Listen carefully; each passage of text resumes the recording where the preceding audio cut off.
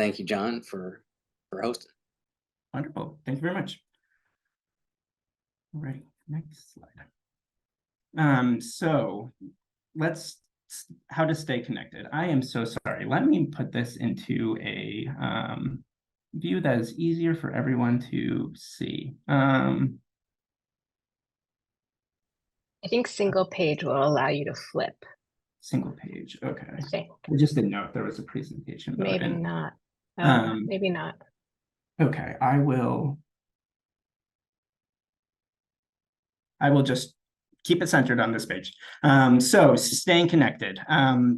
You can find more information about the park and updates on the Summer Voice website, which you can see the link for here, or by scanning this QR code. You can also always Google 217 Somerville Ave, Somerville, Mass, and find the website pretty easily that way. We also have our Somerville Parks Instagram page, which we always update with future events and more information. And then always questions and comments can be sent directly to me at John Bronincant or J Bronincant at somervillema.gov. And that my contact information is also on the Summer Voice webpage. All right, so just a little information about how Zoom works. So the city has switched to a Zoom format for meetings. So I just wanted to give a quick little tutorial on how to use it. So please stay muted until the end of the presentation when we will open it up for questions and comments and for discussion. Once we have reached the end of the presentation and open up the discussion, please raise your hand using the raise hand feature under the reactions tab right here. And I will call on you and unmute you. All right, so just some standard rules of engagement. So we're all learning. We want to be respectful and assume the best intentions always. All members get to speak without debate, reaction, or response. Step up or step back. Take note on how often you speak and consider stepping forward more often or giving some more time for others. Contribute and be present. Stay on point and on time, and then acknowledge that there are other viewpoints from for a number of reasons that are not necessarily represented here. Right. And now I just want to go over the agenda for today. So I've given introductions already, and next I'm going to go into the project timeline and then a little bit about the history of the site. Then I'm going to hand it over to the designers to give their presentation, and then we will open it up to discussion.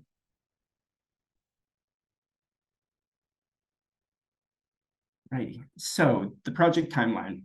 Currently, we're in the community process that started in August with the first listening session, and we'll go through kind of late fall is our schedule for that community process. After that, we're going to move to the design development, where the designers are really going to flesh out one of those conceptual designs and make it into a full package of construction drawings that we can put it out to bid.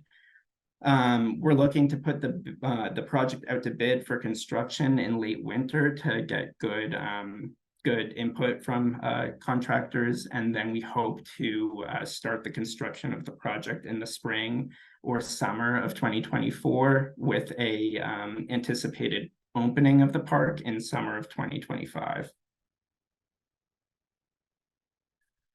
So a little bit about the history of the site. The site was formerly American Legion Post, and then before that, it was a Greek Orthodox church. In 2018, the city purchased a property located on the eastern portion of the rapidly changing Union Square. And then in 2018, the Somerville Ave reconstruction project, also known as SAUCY, began major construction along Somerville Ave.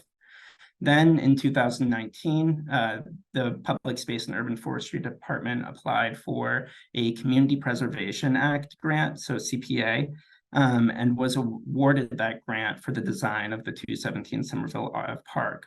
But it was delayed due to the pandemic starting shortly after we were awarded the CPA grant. Once completed, this park will add 0.15 acres of new open space to the city, and especially in an area that lacks enough open space.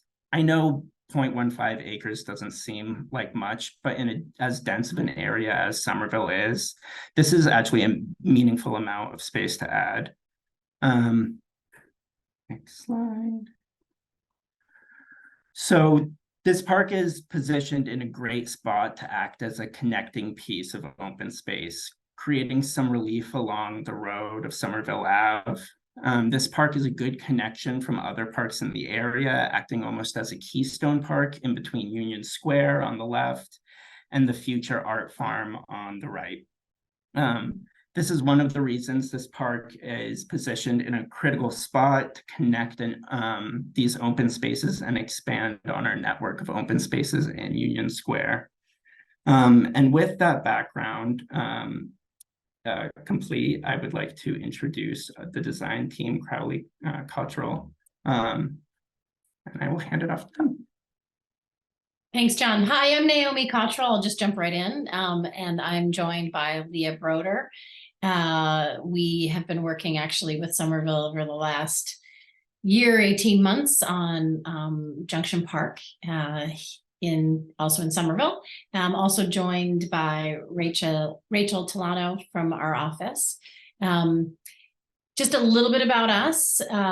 We have been in business for 12 years, and we have done many municipal public parks of all kinds of sizes and types. And we were really excited to get this project because we do feel like it is in some ways a complete blank slate. And part of our approach to this project is really one of beginning as trying to clear our minds, be true listeners. I love the fact that one of the first rule of engagement that John mentioned is that we're all learners, because that's really our role here tonight, is as learners. Whenever we engage a community, we like to take the attitude of that we are not experts on your neighborhood. We are not experts on what your neighborhood needs. What we are experts in is taking what you say and the realities of construction and making it into physical form. So tonight is really the opportunity where you all, as the experts, are telling us what is appropriate for the space. So as the first introductory slide, and we'll move on, that's really where we start from tonight. One of the things that we want to say is that tonight is just the first in many opportunities to engage with this process. So tonight we are really wanting to tackle with you all, trying to develop a shared narrative in and around establishing the organizing principles and character for the site. So what kind of a park do you want? This doesn't necessarily mean that we will have any of the forms set or any of the program set, but we're going to ask you key questions that we really want you to start to think about as far as getting out of the brain of maybe a preconceived notion about what you think the park should be and really thinking about those organizing principles. John is going to actually be on site. John, do you want to talk a little bit about October 19th, 21st, and 24th? Yes, I'd love to. So I will be hosting a few on-site listening sessions after this meeting, where we'll have some information, some posters, some comments, some opportunities to comment on these posters and whatnot, and really just sit with me on the site and talk about what you want this space to be. It's more of an informal get to know each other and get to know the site. So I'm going to be hosting 3 different on-site listening sessions at 3 different times to try and really vary those times. So the first one will be tomorrow at 11:30. And then there'll be one on Saturday, the 21st at 1:30, and then one the following Tuesday at 4 on the 24th. And we love it when communities are willing to do this, because we think there's actually a lot to be learned by everybody by being in the actual space. There's, we can look at things as maps and plans and photographs, but being on the site is a really inspirational time. So we hope that you or your neighbors through an invitation can can be on site to talk to John. So then we have other community meetings coming up. In November, we will actually start to show you schemes where we will have applied the listening and the learning that we're going to do tonight to various schemes. And then later in November, we will look at how the park will look and feel. So starting to give you the visual imagery around the final schemes that we're going to be presenting to you all. Go ahead, next slide. So we were given goals. This comes out of, again, the initial meeting that the Parks Department had with you all about your project goals. So obviously to expand open space in East Union Square neighborhood, and really figuring out what kind of programs will address your open space needs for this community. I think a given for Somerville in general and most urban spaces is the goal of increasing tree canopy. And then we have the opportunity here to take a site that is predominantly paved and make it into green infrastructure. So having those as being major goals. And again, tonight's meeting agenda, we're going to look a little bit at the context and the site analysis. And this is for people maybe who haven't been out there recently, and also for us to say, this is what we see as designers, tell us what you see. And then we're going to look at what fits on the site. This is not a football field size. This is not a tennis court size. So, you know, what are the kinds of things that fit physically on the site? And then again, the majority of the rest of our conversation that we want to have with you is about this organizing principle and character. Thank you. We'll go to the next. Leah, I'll let you go from here.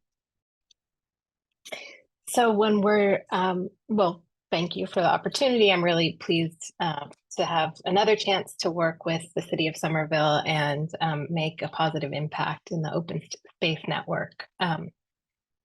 When we look at parks, we always start kind of zoomed out in our thinking. So understanding the land use, what we see here is a very dense neighborhood, as John mentioned, also a mix of commercial and residential. So we know that the users of Somerville Ave are people of all kinds, both workers and residents, and those moving along the bike path and the road corridor. So we want to have all those users in mind as we design the space. Next.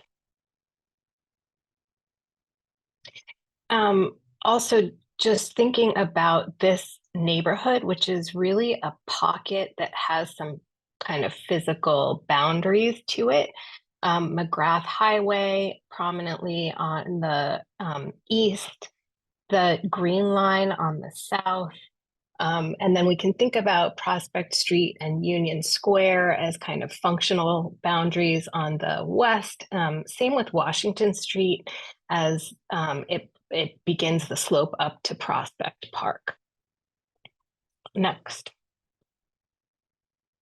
And then zooming in a little bit more, just understanding the scale of this space relative to its neighbors. So you can see the little pocket of residences here and the way that it is kind of bookended by some larger parcels, the police and fire station on the west. We know there's a large Target and parking area on the southeast. And so using this parcel as an opportunity, as John mentioned, to really punctuate and give some relief along that Somerville Ave corridor. Next. When we think about designing a park, it's important to have in mind the open space network. Somerville has a strong one, and we look at typically a 10-minute, what we call a 10-minute walk radius. So from our site, if you were to walk 10 minutes in any direction, what kinds of open space resources would you encounter? And so what you can see is within this 10-minute walk, there are quite a number of parks with a real broad range of activities possible in them, ranging from passive use, sitting, picnicking, to more active use, baseball, basketball, splash pads, etc.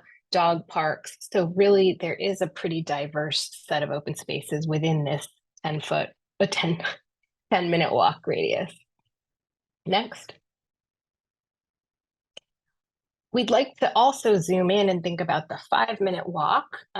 So for residents particularly, or even workers working along that corridor, what is in the like lunchtime walk radius that you could get to? And what's nice here is that, again, there is still a range. So when you think about Art Farm coming online on the southeast, Corbett McKenna Park, with playground to the northwest. And then the other kind of tot lots and playgrounds with Allen Street and Linton Park. We've got a range of activities nearby, which is nice. Today, as you know, the park is in transition. There's a lot of positive change along the Somerville Ave corridor with the integration of the bikeway, the shared bikeway, and the green infrastructure, which I'll talk a little bit more to. But today it's a parking lot, it's an asphalt area with a fence around it. Next. And real diverse neighbors. So there's some there's places to eat, there's some services like barbershop, social clubs, etc., and the police department.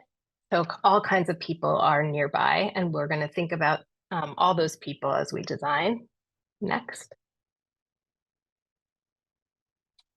This is a plan of the existing conditions on the site. What you see here, the dark gray is asphalt. The kind of speckled color is gravel. We know there's invasive plants on the edge. We also know that there are residences with fences and other built conditions right along the edge that we want to be very sensitive to and mindful of as we design. Along the southern edge, there is the new Somerville Ave reconstruction, which does some invisible work of bioretention and infiltration. So the paving and the green areas are actually managing the stormwater, both of the sidewalk and actually of our site. So the water that runs off of the site runs into these both planted and paved areas, which helps to delay the surge of stormwater in big storms. And it also helps to filter the stormwater before it goes into the storm system. So that's a great place to start. We have some great green infrastructure already in place, and we want to amplify that with the park. Next slide. Just some snapshots of the park today, both from inside and from the edges.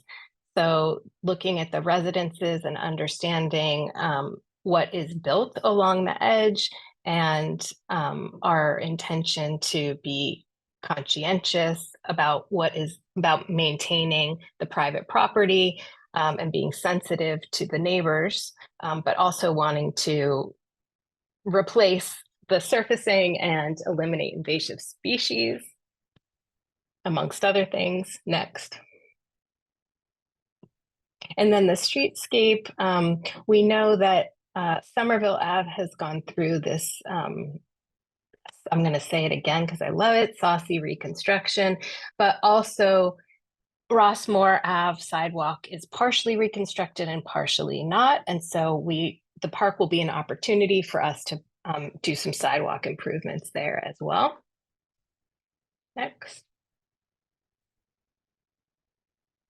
So let's imagine the future. Now we can dig into the fun part, thinking about some targeted questions and what we might imagine for this park.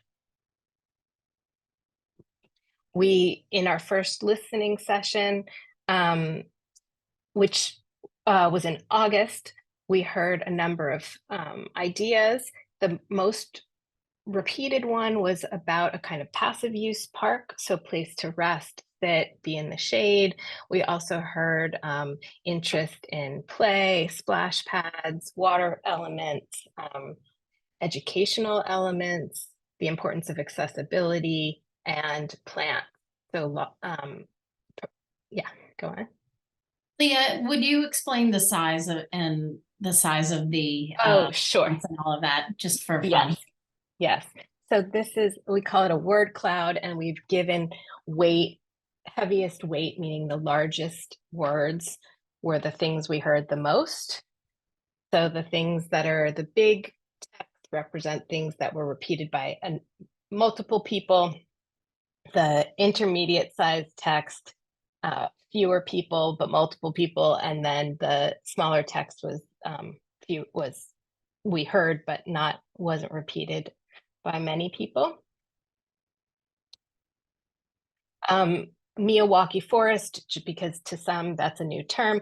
Just briefly, it is an idea for a way to plant land to recreate a forest habitat. It is done by densely planting in kind of layers so that there is ground cover shrubs, understory trees, and canopy trees. And what it does is it makes a place fully occupied by plants, so not occupiable by people. And what you're seeing in the bottom right here is the Miyawaki forest that's in Cambridge at Danahy Park being planted. So the plants go in very small, they grow very quickly, and they outcompete each other, and a bunch of them die, and you end up with habitat and a soft ground plane. It's a forest floor. Can we just go back to that last page, John? Because the reason why is that the idea of the Milwaukee forest was something that we did hear, and we just wanted folks to understand that term, because I think everybody else understands the other words on here. It's not that that was the most discussed piece, but it was discussed, and we just thought that folks needed to maybe have a little bit of context for that term. Thank you.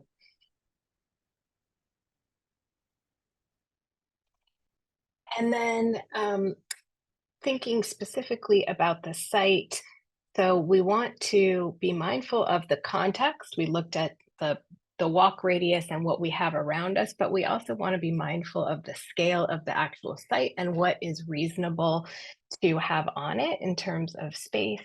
So obviously not a baseball field, but here are some icons that represent to scale some features that we heard interest in. So for instance, on the top, splash pad, so you might think about the size that would occupy were you to place it on the site.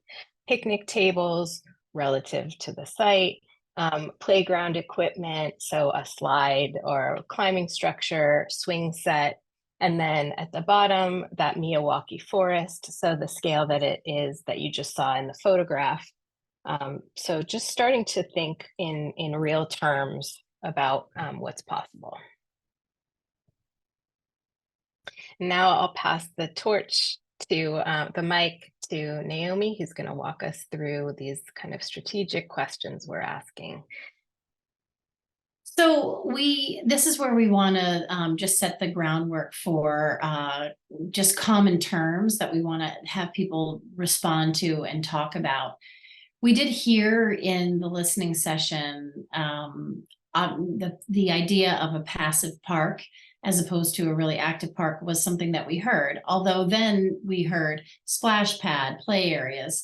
So a lot of times when we have a listening session, there are terms or there are strong voices, and we really want to understand what those mean for the site. And also we really want to hear again another way of talking about folks' preferences and how they fall. So what we're going to walk you through is 3 ideas about how the park could be constructed and the identity or the character that the park could have. And we are going to take you through extremes. So these 3 extremes are, do we want this park to be for people or do we want it to be for plants? That's the first one we'll talk about. The next one we'll talk about is, do we want this park to be outwardly focused and part of the street life, or do we want it to be an oasis that turns its back to the street? Those are again, those are extremes, right? And then lastly, is this an active park?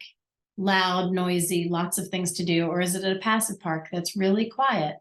Now, we set up these extremes because we do think that most parks fall somewhere within the sliding scale between these extremes. And we want to hear from you all about it. So I'm just going to go jump right into the first thing where we talk about a park for people versus a park for plants. Now, we could make this a park for people. What that means is that there's probably very limited forest floor. There's very limited understory tree. There's very limited ground plane. We could certainly have trees. And I think in any option that we talk about, that this park will have trees. But a park for people, like this image shows, is something that is predominantly paved and allows people to circulate pretty much anywhere that they want to go.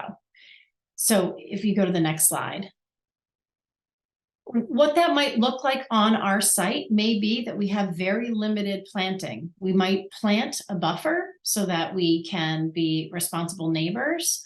But then the rest of the site may be very open and open for all kinds of program. That's what we mean by a park for people. It's something that has the ability to be flexible, to have all kinds of activities that might happen in it. And we are not planting it in a way that disallows or does not allow for people to, say, actively move in and through. If you go to the next slide.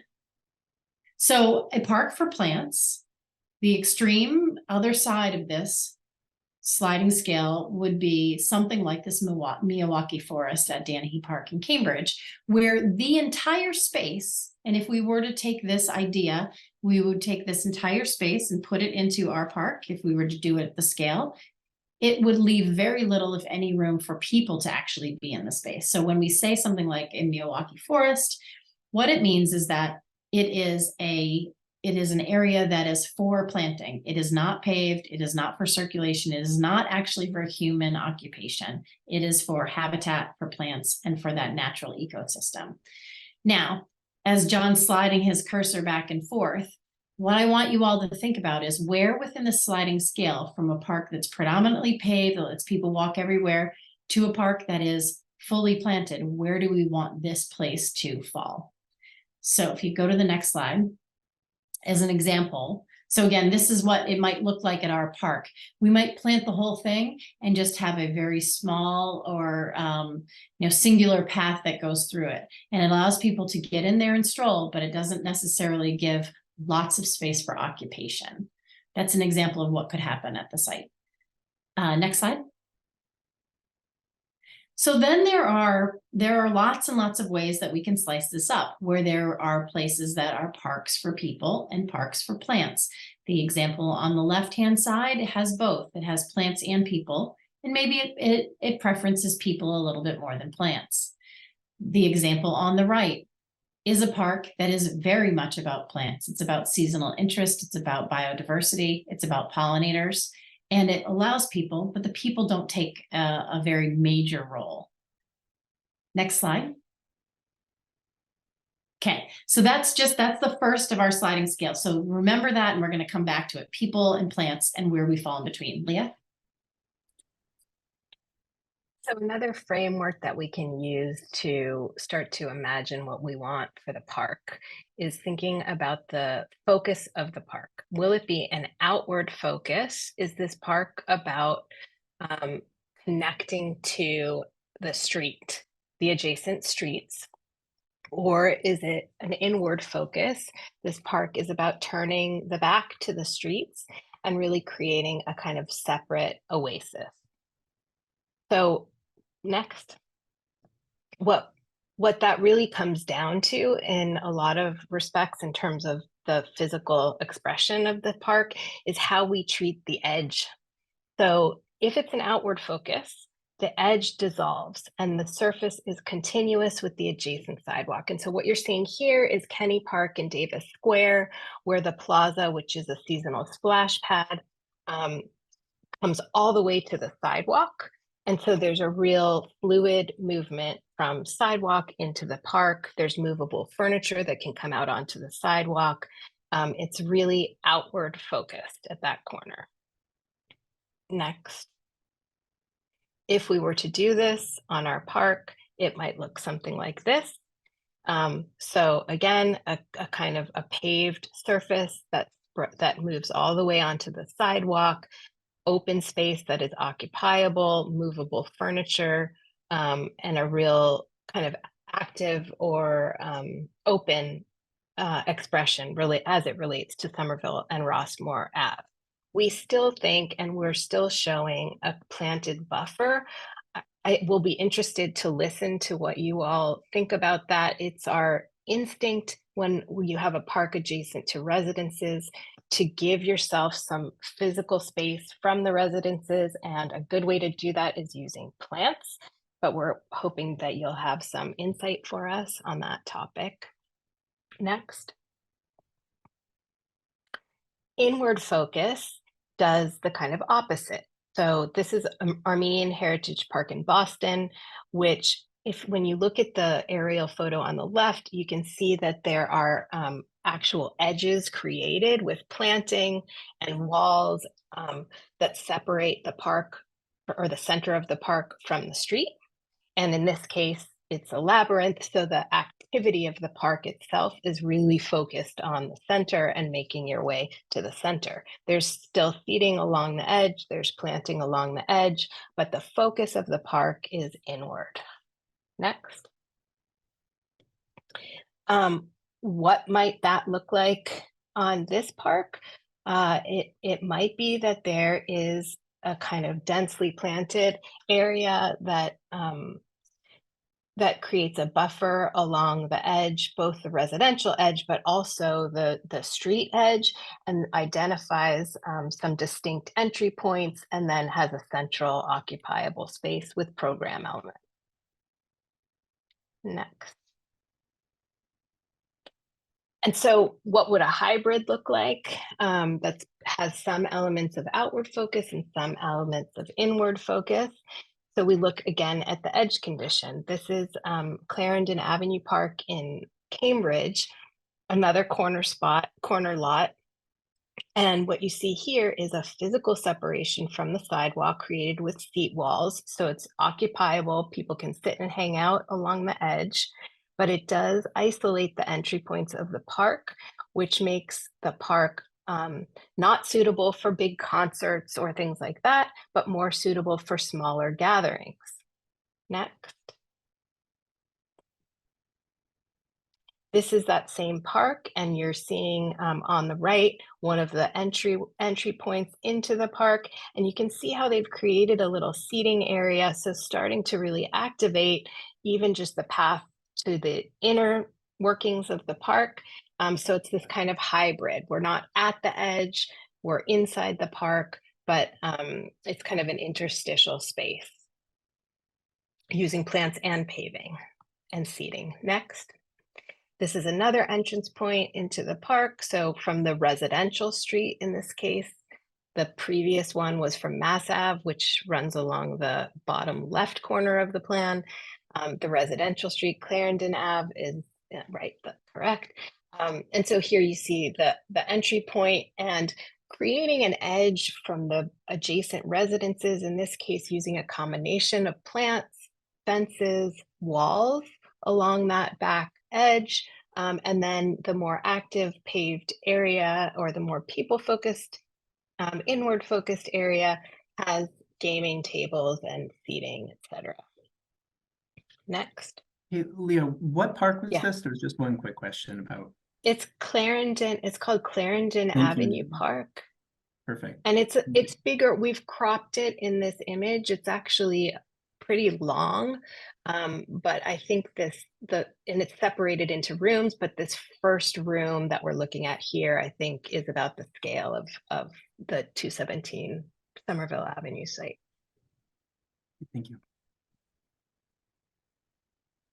And I'll pass the mic to Naomi. The last of the sliding scale of opportunity here is for us really to talk about active versus passive.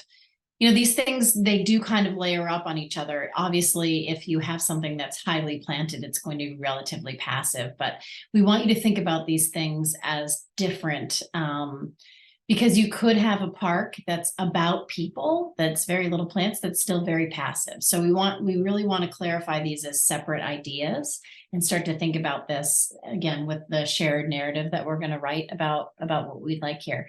So going from something that's very active, this is Healy Playground in Somerville. You may all know, if we were to do something like this, which had, you know, play spaces, active, walking loops, other things, what that might, the form that it might take on this site, you can go to the next slide, John, you know, is that we may still say, again, buffer the neighbors a bit for sound attenuation and for separation. We still may have some kind of separation from the street, but what is happening then on the inside is highly programmed and active. And what we're trying to do with both paving and planting and furnishings is to create lots of physical activity. And so that might be adult fitness equipment, it might be a kid's playground, it might be swings, it might be all kinds of things. So we would like to hear from you all on that. Splash pads was one of the things that we heard in the listening session. Next slide. So then the extreme of that is something that is very passive. This example is actually one of the quadrants within the Greenway in downtown Boston. This one happens to be very highly planted with pollinators and perennials. And what you do here is you stroll and you sit, and it's a very passive form of recreation. Next slide, please. So what does that mean here? It probably means that we have some sort of a meandering path, because that would be the majority of what would happen here. We probably could still have things like benches and tables, but there wouldn't be a draw for any kind of large open space where you could have equipment or any sort of program. This would be strolling, sitting, gathering with your neighbors, and appreciating, say, vegetation and or street life. Next. So this is an example of a park that is, or two parks in Boston. The one on the left is Dewey Square in Boston, and the one on the right is the Channel Center Park on A Street in Boston. And these are both examples of both active and passive recreation. I think it's pretty obvious in the Channel Center Park on the right-hand side. They've really almost drawn a line in the middle of this view, and the right-hand side is active with playgrounds and other things. But then they balance that with strolling paths, plantings, a large lawn that in essence can be passive for things like picnicking and gathering, and it could be programmed at some point in time for, say, an event. Dewey Square on the left-hand side is a place that, while most of the time it has these Adirondack chairs where people can hang out, they also have food trucks that pull up and can have festivals. So the place itself is actually very flexible within its same framework. Next. So this is where we open it up, and hopefully we've done a good job of describing how we want to talk about this. Excuse me. So if we go to the next slide, I think this is where we would actually like to hear from folks about how people see the balance between a park for people and a park for plants. And we'll go through the next 3 slides with comment.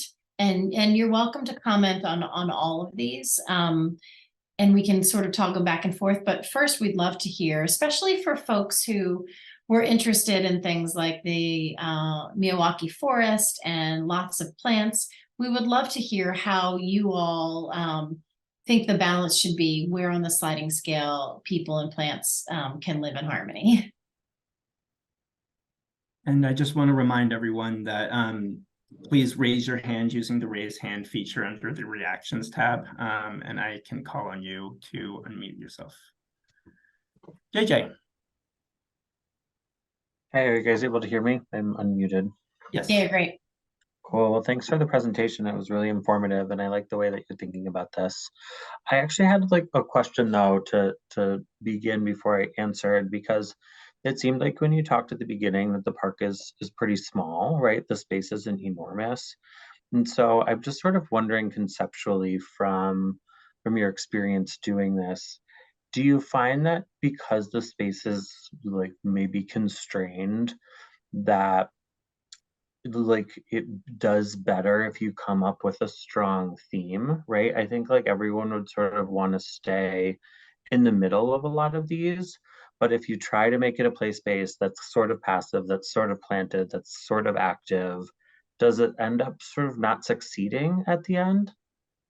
So I think it's an awesome question. And I will just say, as sort of a introduction to your question, that we have in these axonometrics taken a pass at making the people and the things to a scale. I mean, not everything is measured perfectly, but you can see that there you could have a lot, especially in the image on the left, like you could have a lot of groups that gather. I think that to answer your question, yes, we need to have some themes. And I think one of the biggest things is that we can't have the whole entire park be everything to everybody, but we could have a series of, say, 2 or 3 outdoor rooms that have very specific activities and or themes. So you could imagine we at one point, we didn't bring it tonight, because we have the joke of this looking sort of like a slice of cake. And could it be a layer cake that has a layer of, buttercream and then vanilla cake and then chocolate, yes. Can it be a full-on patchwork quilt? No. If we do that, then it's going to be lost, unless the entire theme is we're throwing everything into this and it's a big patchwork quilt. So I think your question is a good one. But in that, I still think that there's enough space, and hopefully we've illustrated that by putting in scalable people and things. There's enough space to do a couple of different things here. Yeah, thanks. That's really helpful. I think it kind of dovetails into the next topic, because the edge, when you think about what we have to deal with here, it's kind of, we have the border with Somerville Ave, which we could treat a certain way, the border with Rossmore Ave, which we could treat a certain way, the edge with the adjacent residences, and then we have the center. And by the time you've kind of dealt with those pieces, that's the site. So it's really about how, what is the expression we want for those zones? Yeah, absolutely. Thanks so much. Well, if you're looking for votes, I vote a little bit more towards a park for people. And I think that if no one else has a strong opinion, we can certainly go to the next one, or if we want to hear, if people want to talk a little bit more, if we go to the next slide, again, thinking about it in some of the ways. Oh, Philip. Hi, Philip. Hello, how is everyone tonight? Good. Doing well. So I am the abutting neighbor to this park, not only to one property, but both of the properties. The abutting neighbor on Rossmore Street and Somerville Ave. And one of my biggest questions is, anybody in this meeting even live on Rossmore Street or in this vicinity? Because if you don't, then you really don't realize what happens there day to day. Every day there is trash out on the sidewalks. From where, I do not know. Today, there was a briefcase out there, luggage, travel luggage, empty, mattresses, you name it. It ends up around this entire park neighborhood. It's disgusting, right? And the rodents are everywhere during the day, at nighttime, especially even more. So I'd like to see something be done with all of that in mind, right? I love trees, don't get me wrong, but being the abutting neighbor, it takes away the sun from my property. Trees grow, you plant them, they're small. 20, 30, 60 years later, they are big. So I would like to see them set off the property line, away from the abutting property. I would love to see this fenced in behind, away from the budding property, because if you've ever walked by any fence in any park, all you ever see is a bunch of trash stuck up against it. And if you go to this property, you will notice that the abutting properties are very clean. We like things clean. And I would hate to see more and more trash and debris just go neglected. You know, in this area as well, my biggest concern are the homeless. You know, are people going to move into this park, right? When the police drive by, can they look in and see if there's anything going on in there, versus it being, you know, a park for plants, or an inward park? You can't really see anything as you drive by. Is this park going to be lit up? I have so many concerns about being the abutting neighbor to this, and the noise level. There's just so many things on my mind of what could go wrong, unfortunately. And, you know, if you don't actually live in this neighborhood, I honestly think you don't understand on the level of, you know, what happens here day to day, the kind of people that walk through. There's a bus stop right there. People just leave their trash on these seats. There's a trash barrel right there. Nobody walks to the trash barrel and puts the trash in. They just leave it where they stand, or they drop it as they're walking, right? So there's no consideration for cleanliness in the area. Unfortunately, I wish there was. I wish people had more respect for, you know, the area and the habitat that they're walking through and the people that live there. But this is a main corridor. It just gathers trash. People just throw things out the window.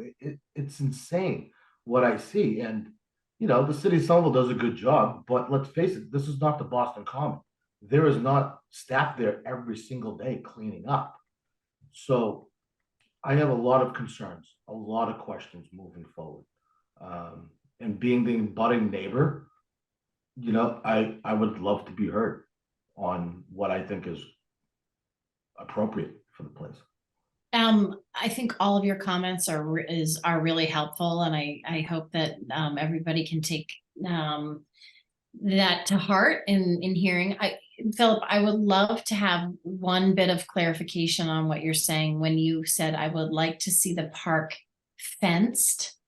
Do you mean a fence between your properties and the park? Because there is a fence that exists, and I think that the intent would be to keep a fence there. Is that what you mean?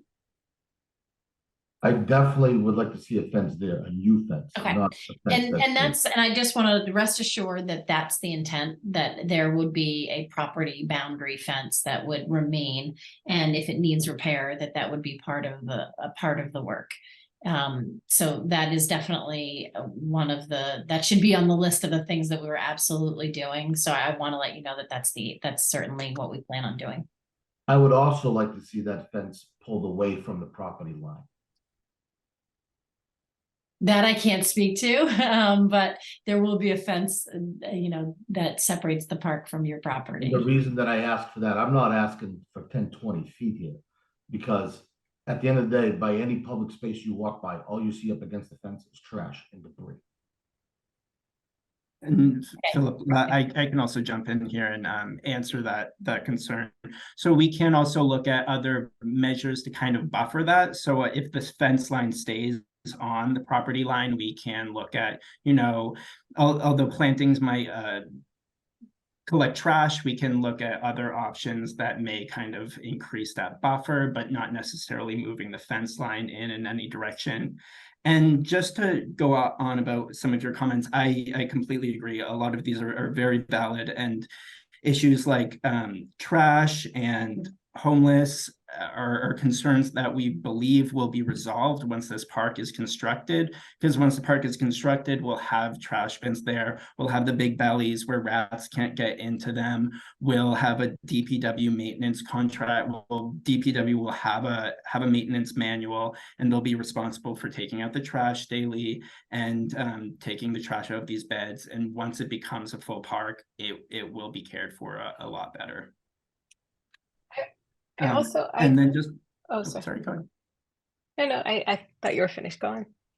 Okay, just one other thing. I think that that point about, the police looking into the site for the homeless is kind of digging at a root of the design for this. You're saying that you don't want it screened, you want to be able to like visibly see in, which is like a great point that we can definitely try and work towards in our design. There's Yeah, another I was just I'm gonna sorry. speak to that thing, to the issue of safety, lighting, and sight lines. And I, for any urban park, especially one on a corridor like this, we are very careful about what we plant, that we do maintain clear sight lines. So we try not to plant things that will grow from anywhere from 3 to 6 feet, so that and especially on a flat site like this, assuming we aren't doing lots of topographical change, maintaining clear sight lines through the park I think, will be important for us.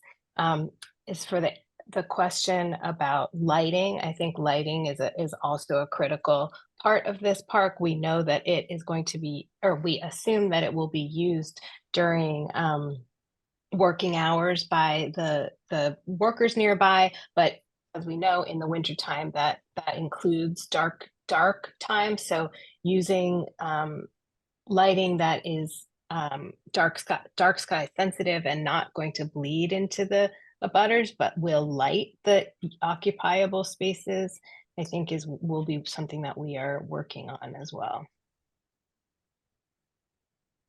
I see that there's another hand raised, John, and there's a question in the chat, but maybe we can also change the slide just in case other people get inspired to speak. There was, did you see that hand raised? I did see, yeah. H. Oh, there you are. H, would you like to unmute yourself and speak?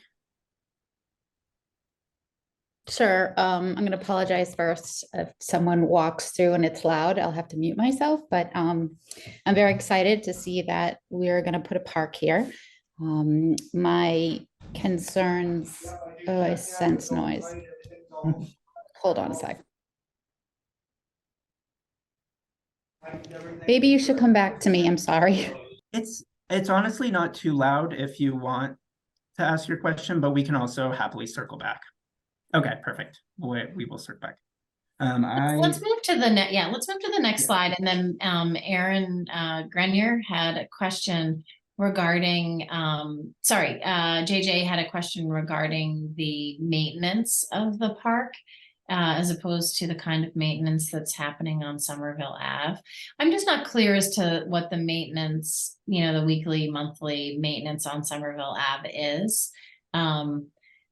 Our intent would be to learn from potentially the challenges that the planted strips along the edge of the park are facing and select plants wisely.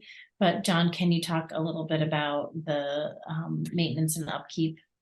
Yes, of course. So the Somerville Ave, those tall weeds were growing because there was a change of hands during a maintenance contract, and DPW took over that work, and then they started heavily weeding those planting beds.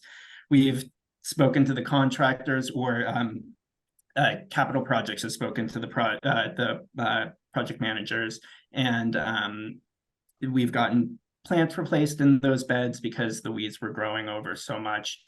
So we're working towards cleaning those up, and this year was not the best year for those beds, and they will definitely look better in the future.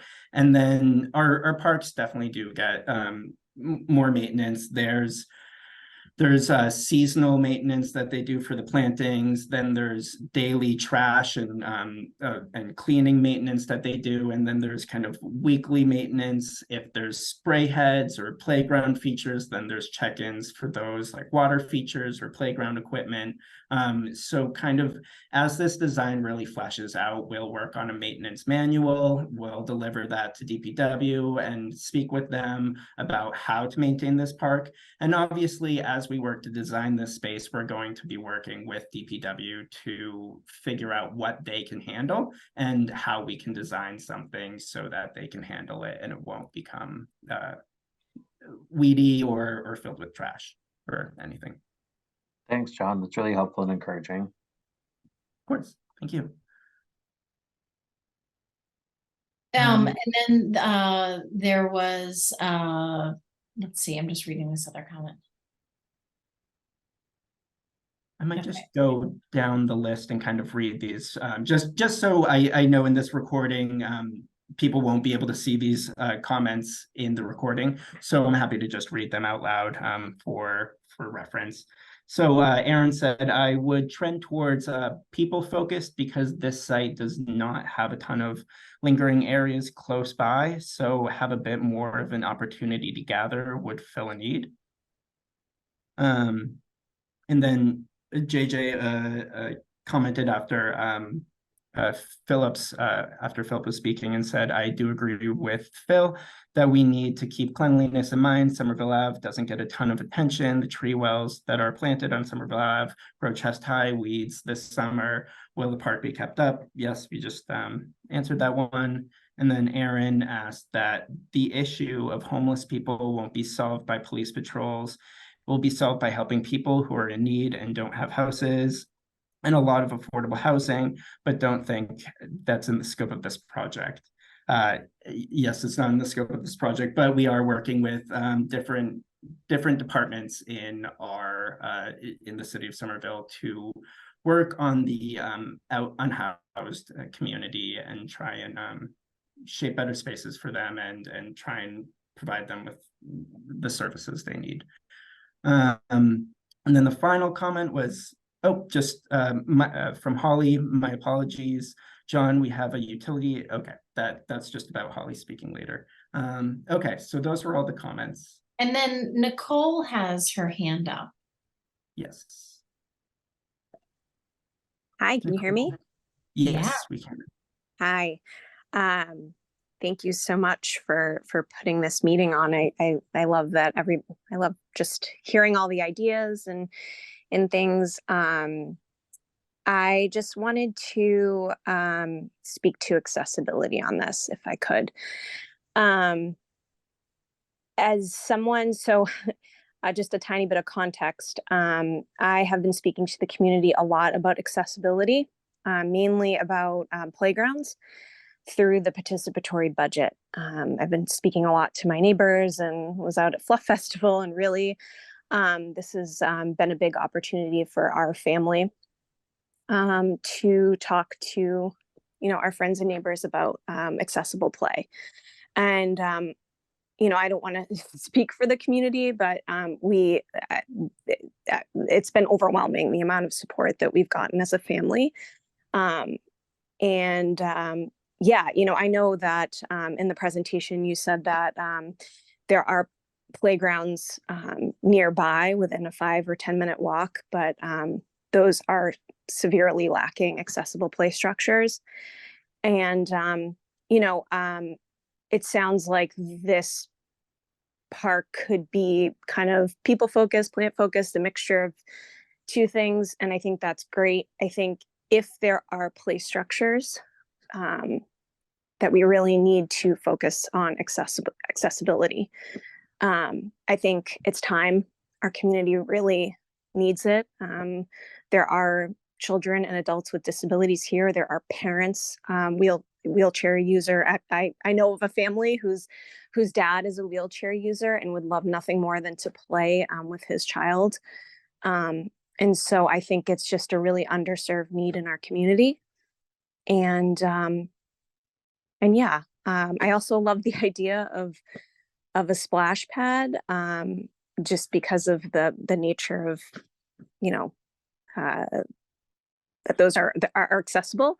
But I also understand the concerns of the neighbors, and I want to be respectful of that. I just think whatever is designed here, I would love for accessibility to be at the forefront. Thank you so much.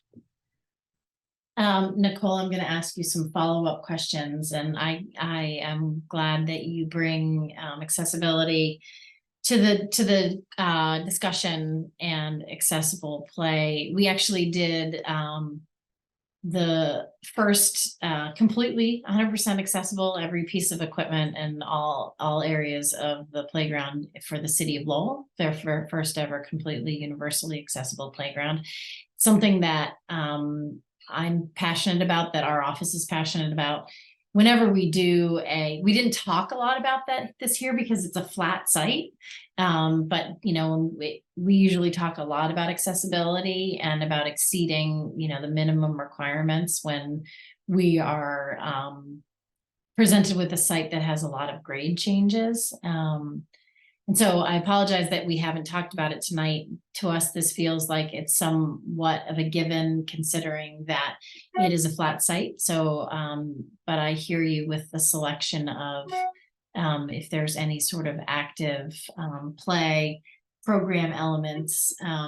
But the question I wanted to ask you is, do you know, and you can also say you don't know, or that maybe this is an inappropriate question, but do you know if there is currently any families, or this family that you were discussing about with a parent who uses a mobility device in this actual neighborhood? Are there folks that we should be talking to who are direct, this would be their primary park? That I don't know. Okay. I have an idea of where this family lives. I can't say that it's terribly close to the park, that this would be like their, you know, their Primary. home park Sure. or whatever. Yeah. But I will say this, you know, we're in Union Square a lot, right? And there's a park right outside of Union Square that's just very inaccessible. There's like one accessible feature there. And so I love the idea that if you're, you know, going to dinner in Union Square, or you're whatever, you know, that this is kind of like a, you know, you could hit this park on the way in or the way out, you know? Yeah, and I think just so that the part of the reason for this comment is that the park that we did in Lowell specifically was going to be a magnet for that. It was something that they were promoting throughout, and it wasn't necessarily a neighborhood park. It was a much larger park. And so they had parking and other things that allowed for it really to be open for that purpose. Again, totally hear it. And I think that it's a great idea, whether it is something that's the magnet for a larger community, or if it's just that when we select these things, let's have this in mind.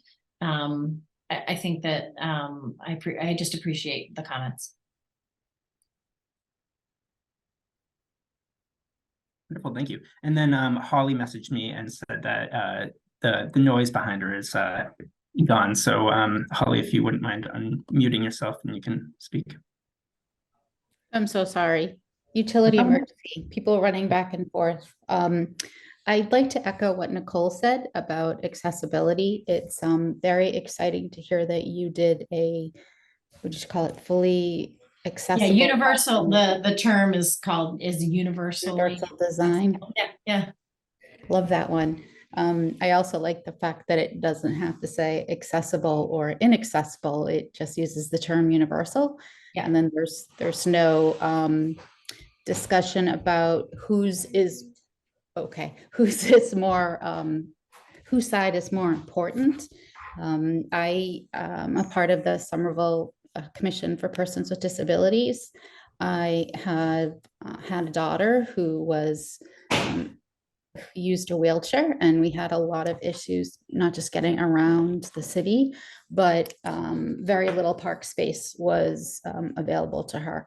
One of the concerns isn't just children, although they're extremely important, is that worldwide, 25% of the adult population is disabled, has some type of a disability.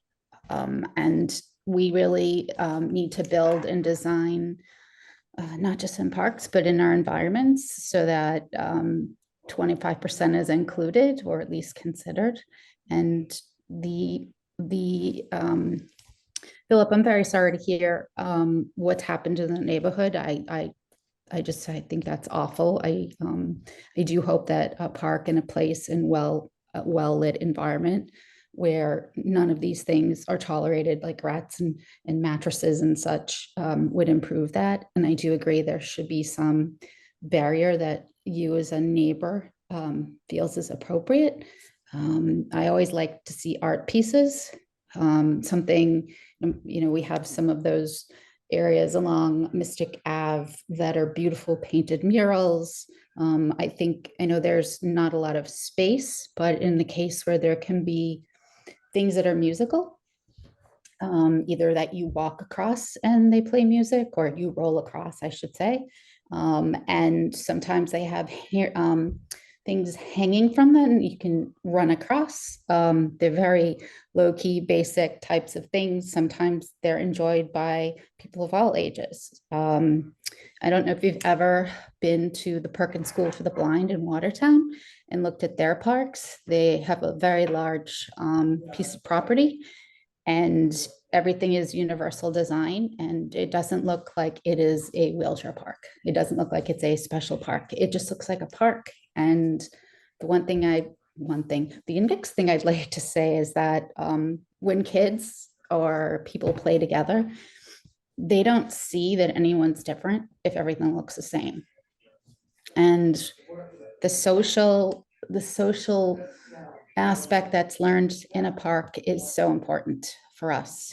Any areas that you build that can be reached by foot need to be reached by rolling, whether that be a stroller, a wheelchair, a walker, a cane. And a lot of times people think that 24 or 36 is adequate, but if you can think of terms of someone in an adult power chair that may also have a guide dog, so that there's enough room in most areas to get around. Those are just my feelings. I'm not sure if I already told you that I'm on that commission. I'm also the chairperson, but what I'm saying today is my own beliefs. And if there's any questions I can answer for you about things that I'm talking about. I think these are things that just in our office we design with that in mind. So happy to have you at other meetings, and if we falter from that, pointing that out. But all of this would be our intention. And if you'd like some input from a family and person, I can help with that. We can speak offline later. Okay, wonderful. Thank you. Thank you for doing this. Greatly appreciate it. Yeah. And thank you, JT. I did John, see. you could go to the next slide potentially. Oh, yeah. There's a comment in the chat regarding active versus passive, and Dorian talks about Yes. maybe Here. if there's not a lot of spaces for play equipment, maybe it's a more passive park. This is, I believe, their preference, but summer friendly features like misting stations or a splash pad that anyone can access without restrictions. And I think that's a really great point. I think that there actually are a lot of really awesome examples of splash pads that are like just things that pop up from the ground plane, and that at other parts of the year don't restrict any kind of use. We've done some of these parks ourselves, and they're really fun in the summer and wet in the summer, but then also allow for flexible use. We've had some that have become farmers markets or places that people have birthday parties in the off season. So I think it is a cool idea, and cool, I get it, cool and cooling idea. So thank you for that comment. Nicole, I don't know if you still mean to have your hand raised. If you do, then we also have JT has his hand raised. I'm sorry, I don't. I'm gonna work on taking that down. Here, I Okay. can lower it for you. Okay. Thank you. And Councillor Scott, would you like to speak? Yeah, I appreciate that. And, I wanted to make a lot of space for neighbors to talk about it. And I want to start off by acknowledging the maintenance issues. Maintenance issues in Rats, the just abominable state of Union Square and Somerville Ave. That we have to maintain what we build as a city. It has to become a priority. The current state is a contractor problem and a DPW problem, and it's honestly not getting solved unless the mayor directs more funds at it. So just want to acknowledge it and say I'm working on it. Also want to send my hello to your father. I talked to him the other day. I'm also really happy to emphasize the importance of universal design here. I'm so glad to hear everybody's support for that. But to answer a question that was asked earlier, I mean, yeah, in that neighborhood, there's folks with mobility issues. There's both deaf and blind folks just a block away. There are folks that are aging in place. I mean, and the fact is that we all end up having adaptations and limitations if we get lucky enough to live. So I think it's worth designing for because in every context, I want it to be a place where folks are welcome. I also just wanted to take a moment to acknowledge one of the voices that's not in the room right now is actually the one that started this whole conversation. Miss Rose Caterino. Everybody in this neighborhood knew Miss Rose. Lived right across the street at 5 Rossmore. And she was the very first one that came to me and said, we just need a quiet place for folks to sit.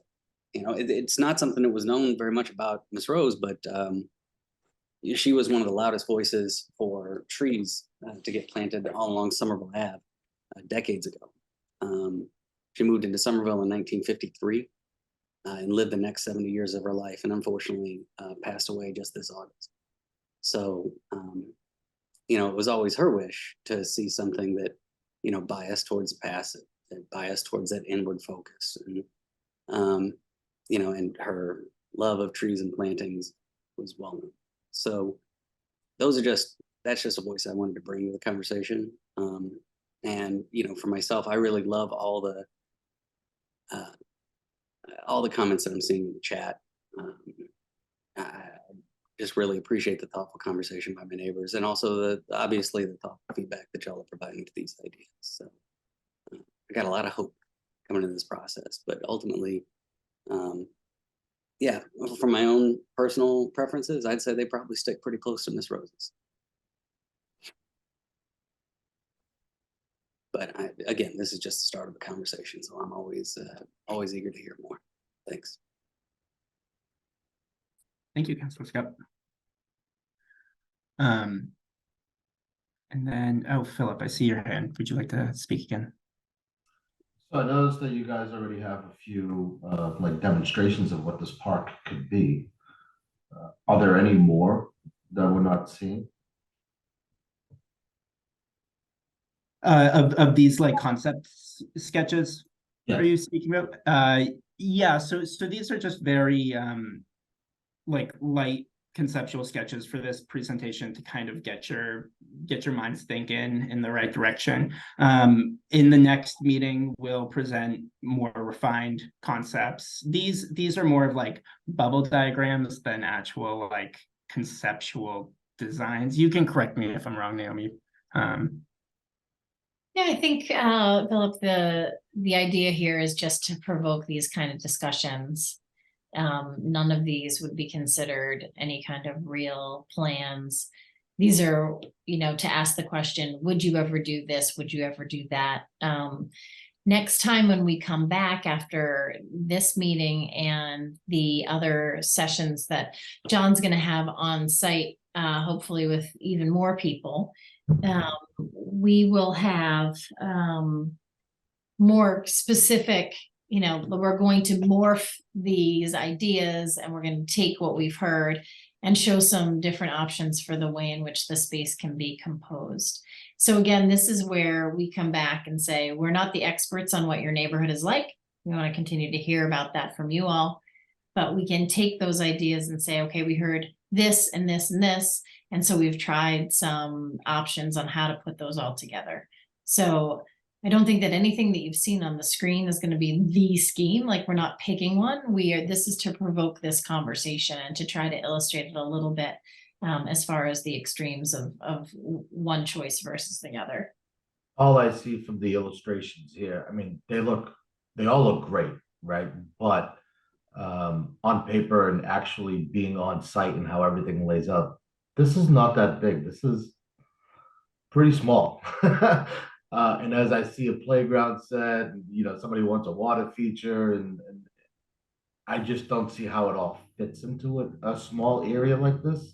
Yeah, and it can't all fit. I mean, that's the point, is that we have to really start to have priorities, which is why we want to talk about how, you know, as a group, trying to figure out how we make these choices, and because it can't be everything to everybody and it can't have every single amenity. Yeah. And so I think back to the first comments that we had, I think the neighbors was JJ, the comments about, you know, you kind of need to go to one side or the other, because if everything's in the middle, we're trying to do everything for everybody. And I think that that's true.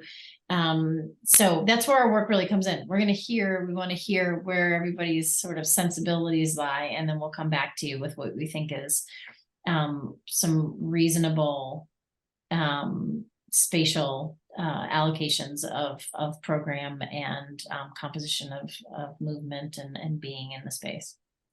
This neighborhood used to have a lot of parking, a lot of it. And now it has been cut down, I would say more than half, with the new bike lane and what they've done on Somerville Ave. And if you make it a playground, from what I see in most parks, playgrounds have parking spaces where you can park. So it has accessibility for everybody. Again, this neighborhood, it's down towards more of an industrial business type of a neighborhood. I personally don't see a lot of children in the neighborhood, not to say that there couldn't be. I grew up playing football and baseball and all those sports on Rossmore Street because we didn't have a park. But then again, this is a small park, right? I would not like to see, and nobody's mentioned it, you know, like a basketball court, because if you ever live next to a park, the last thing you want to hear all day and all night is a ball bouncing. But I just wonder if anything would be done for parking and accessibility, or are more spots going to be taken away from residents because of the park. I think we clearly say that there won't be any spots taken away, but John. Yes, yeah. So no parking spots will be taken away. And then just to speak about the Somerville Ave spots being taken away, there are going to be more parking spaces included for residential parking in the new Union Square development. So they are accommodating residential parking throughout the neighborhood, although it was removed from the street. But we be impacting any of the street parking along Rossmore or Somerville Ave. Last, I would just like to add, if anybody hasn't been to this site, to really come down. I think you mentioned tomorrow, Saturday and Tuesday. Yeah. Come down and take a look at this site because it is tight. Looking at illustrations on a computer with a design is great and all, but until you actually get there, there is not a lot of room here. And I see a lot of trees planted, and I just don't know how you're going to put all these trees in without them overgrowing each other and overpopulating. It's great when you first put them in, but what about 20, 40 years down the line? What is this going to look like? Is it going to be overgrown? Right? We, in our parks, we do have a lot of like parks tree maintenance programs. So we will try and support the health of all these trees and do seasonal prunings of these trees to want to establish better growth, but also to prune off of your property line. So if trees are leaning onto your house and scraping your siding, like that is the responsibility of our parks tree health program to prune those for you, and try and manage all these trees to make sure they're successful and healthy and not decaying. It's more than just And trees. I'll just reiterate here, these are not trees that we're planning to, these drawings are not an idea about specific trees or specific tree placements. This is just the idea of a tree planting. So we will deeply consider every placement of every tree and the total quantity of trees when we are designing the park. These really are not intended to be design options. They're intended to be conversation starters. But it's good because what it prompted was for you to talk about a concern about too many trees and density. And so I think we've heard that pretty clearly. We've heard about shade, not wanting to shade out the light. And we've heard about concerns about rodents and things in planting. So you've raised a bunch of good concerns. So thank you for that. The Milwaukee, I'm sorry, did you guys pronounce it Milwaukee? Milwaukee Forest? Oh, Milwaukee. Milwaukee Forest. Sounds like a great idea, but all I think about is it being filled with trash and infestation of rats. Because as you go up and down Somerville Ave now, all those flower beds and weed beds, and even at the corner here, it's literally just filled with trash, and it's a breeding ground for rodents. Literally, these rodents are fearless. They're in the middle of the day climbing bikes, getting into trash cans. There's not a trash can in this neighborhood that doesn't have a hole chewed through it from the rats getting in. It's amazing. I've never seen rodents of this nature before. Typically, you see a mouse and the thing runs away. These mice, they are like the size of cats. Okay. And they literally come out during the day right next to you and hiss at you.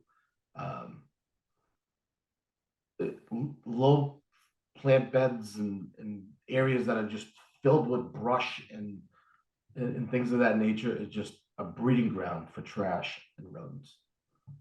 I love grass. Grass is great. I have some of the greenest grass in my house. My neighbors are all envious. If this could all be grass, I'd be happy. We'd probably even cut the grass if the city didn't come down to do it. But yeah, I just have a lot of concerns about debris, rodents, migrating, vinyl, the place across the street, the food place, great. When I'm in the neighborhood, I eat there all the time. Unfortunately, I also see trash from from those establishments, right? And you come into this park and everybody wants to come in. They're literally just going to leave their trash right on the table and walk away. I mean, some people won't. Those are the people that have respect for the community, but a lot of people don't. Right? Hey, Philip, I do want to give some space for a few other people to talk because I noticed we only have 2 more minutes left in this meeting, and I see one more hand raised. But I'm more than happy to talk with you more about this, like offline, and I'll be on site and happy to meet with you. Thank you so much. Thank you. So Courtney and Derek, I see that your hand is raised. Hi, thanks so much. This is Courtney. Yeah, thanks to everyone. The examples are really helpful. These 3 continuums are really helpful. I'm a person who lives in the neighborhood. I walk by this space almost every day. And I'm very excited about this park. And I wanted to highlight a couple ideas that you presented that I'm particularly excited about. One is for plants versus people. I really liked the mixture of maybe the 2 of them. And then thinking about sorry, I know I'm not going in order, but thinking about active versus passive, I really like the passive idea. So leaning more towards the passive structure than the active structures. And then lastly, I was thinking a bit about, the outward versus inward, and thought it could be a really nice, because it is a smaller space, having it outward would allow it to be a bit more open, but do sort of understand that it's abutting a busy street. And so I also really liked the idea that I think you showed, maybe where there's, the barrier that makes it an inward focus could be something like providing sitting along the sidewalk, something that's like a stone wall or something. So I feel like that's kind of a nice mix of the best of both worlds. So anyway, very excited for next steps, and thanks so much for hearing my comments. Thank you. Appreciate it. Thank you so much. And then I just see one last hand raised. Aaron, if you wouldn't mind speaking, if you want to. Yeah, thank you. Can you hear me? Yes. Yes. Okay, great. I'm in a bit of a loud area, so I apologize if it's just background noise. Yeah, thank you for this wonderful presentation. A couple of general comments, but you see the comments in the chat. But generally, I just wanted to highlight that I have noticed in recent weeks the COVID-19 clean along some of the lab. It's really positive to see. So I am noticing that change. So I appreciate that. One quick question I had is more for the city than for the design firm, but I know that Block by Block, the firm that has been helping out Union Square, doing a lot of trash pickup, and I don't know where their purview extends to, but how far down Somerville Ave goes. But potentially, if there's a need, that can be quite successful in the square, having those people on hand to be cleaning up day to day. Other quick things here, just like thinking about shade and the importance of that with climate change. We're getting hotter and hotter summers, so balancing, of course, leaving sunlight when we want it, and also having good shade for those hot days, just to enjoy, day in the park or walk along the street. I know that there's a lot to be done with tree species to kind of find that right balance. I'm just in general happy to see more place people on the street, kind of going from what it used to be to this really wonderful people-focused corridor has been wonderful to see. The main question I have is, we kind of have like on one side of one end of Somerville Lab, we have Union Square and Western this kind of quite bustling neighborhood. On the other side of Somerville Lab, we have this kind of industrial use, a giant parking lot that's mostly empty, very suburban Target, a drive-through, and generally, and we have, of course, McGrath Highway, which, you have that kind of walk radius, but in reality, it's quite inaccessible to walk to anything past McGrath Highway. It's quite dangerous too. Luckily, I think there's some plans to do a lot of changes here to make it more people oriented. And I'm wondering how you think about this park in the context of that. Do you think about as that side of the street changes, how the park can grow with that, to understand that what's supporting now, the life it supports now might be quite different from what it supports in 5 or 10 years. Yes, and we are that slide that talked about the Keystone piece, that's kind of like where we're getting at, that we know that like there's going to be new developments and new there's the Milk Row neighborhood plan, and there's all these ideas of shaping up the different spaces that are kind of large parking lots or drive-throughs or whatnot. And so we're trying to keep in mind those future spaces while still trying to accommodate the uses that people need right now, because some of those things are a long ways away, and we want to create a park that's useful now, but also in the future. I think that's a great question, and it's one of these that is tough to answer because we don't really know how long it will take for things to get built out to, say, a larger master plan. We could have, you just never know. I think 2020 made us all realize that we don't know what the future holds. So while we definitely want to have really smart planning here that is very forward thinking, we also know that this park can't be everything to everyone, and that there are things that will be very long-term moves, things like healthy tree planting and other things that, to Philip's point, we'll go in small, they'll get bigger. We need to think really about the long term of how those stay healthy and what they do over time to really change the urban environment. There are other things that maybe are less, that are less permanent let's say. I mean, there are things like movable furniture, and there are also things that the city of Somerville has been doing recently as far as movable furniture that they didn't do 10 years ago. And so providing for places that can maybe be flexible and change over time and allow for a evolving use might also be something that we look into. So, I mean, I think it's a really good point. There are those things that are considered like the lifelong bones of a park, and then there are other places that are flexible that potentially could change over time. So I think it's a great point, and we'll be thinking about that. Thanks a lot. Appreciate it. You used the better term than I did. Adaptability. Thank you. And I see we're 5 minutes over. So if there's any more questions or comments, please reach out to me, John Browning-Cant or jbrowning-cant at somervillema.gov. You can find all that information on our Summer Voice webpage. And then I just wanted to quickly talk about our next steps and next meetings. So I'll be hosting some listening sessions over the next week, once tomorrow, Saturday, and then Tuesday.